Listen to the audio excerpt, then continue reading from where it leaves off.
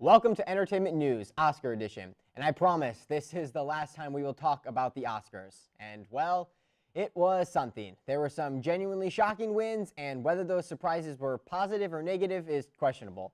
Francisco and I are here to discuss everything that went down.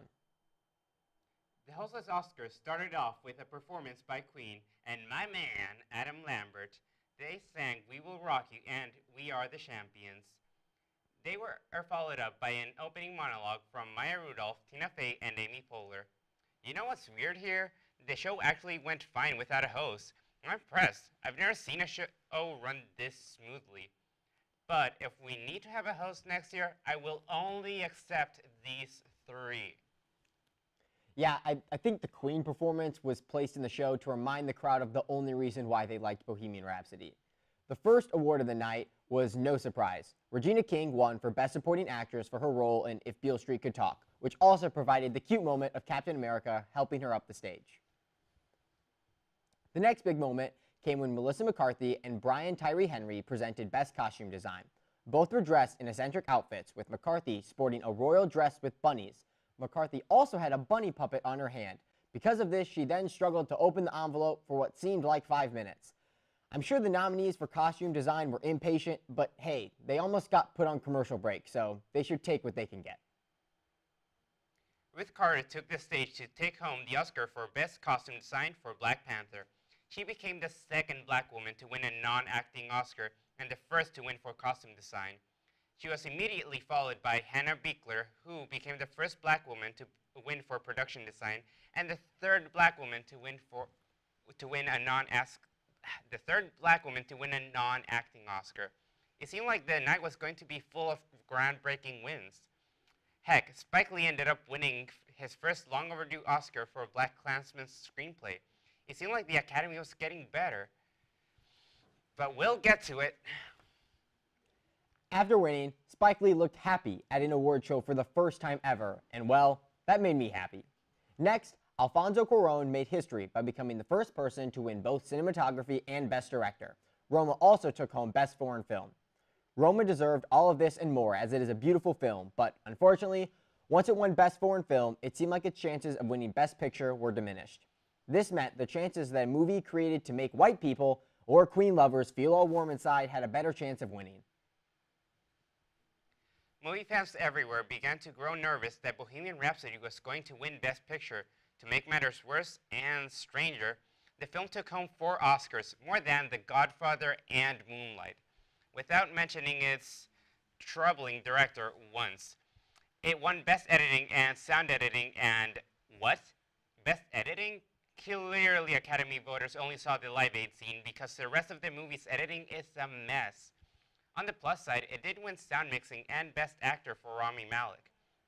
The sound mixing was really impressive on the film, mixing Malik's vocals with Freddie Mercury's. And Rami did carry the dead corpse of a movie, a clear highlight in a mediocre film. Additionally, he became the first Arab man to win Best Actor. So I guess this is another nice surprise that indicated that maybe the Academy is changing for the better. But we'll get to that. We will get to that. Speaking of surprises, Ludwig Göransson won for Black Panther score.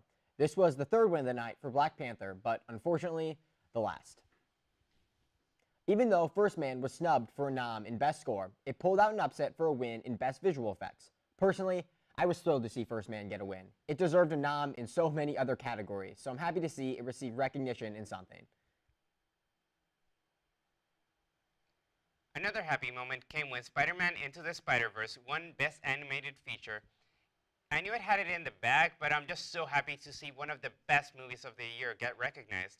In fact, I like to think that Mahershala Ali's Oscar for that film we'll get to was actually for his role as Prowler in Spider-Verse. Speaking of animation, that won Best Animated Short. It won because of its amazing storytelling, themes, and animation. And because it's the only one Academy voters saw. You can't fool me, Academy.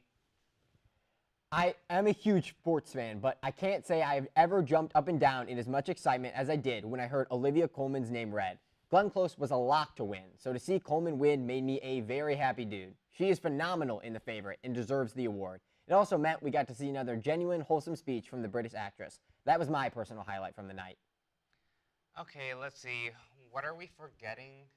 Well, Cooper and Gaga made us feel things uh, when singing their the Oscar-winning original song "Shallow." Walmart had this weird ad playing throughout. Barbara Streisand and Spike Lee shared a love of hats. Oh, and Green Book, forking Green Book won Best Picture? Why? Really, Academy? I thought you'd changed. I am so disappointed in you. I know the Academy loves movies that deal with social issues, but they had Black Panther, Roma, Black Klansman right there. Oh, but wait, that would have made the older Academy voters angry because superheroes, Netflix, and Spike Lee don't sit well with the old Academy. Darn you, Academy, I am out. Well, we lost Francisco, and the old white people won again. Apparently, Green Book's win caused Spike Lee to run out, which ruined my night. Spike Lee's angry again, which is quite upsetting because I was excited for his future rom-com. Another awards Oscar show, another night filled with disappointment, tears, joy, and death. Specifically, the death of everyone's respect for the Academy.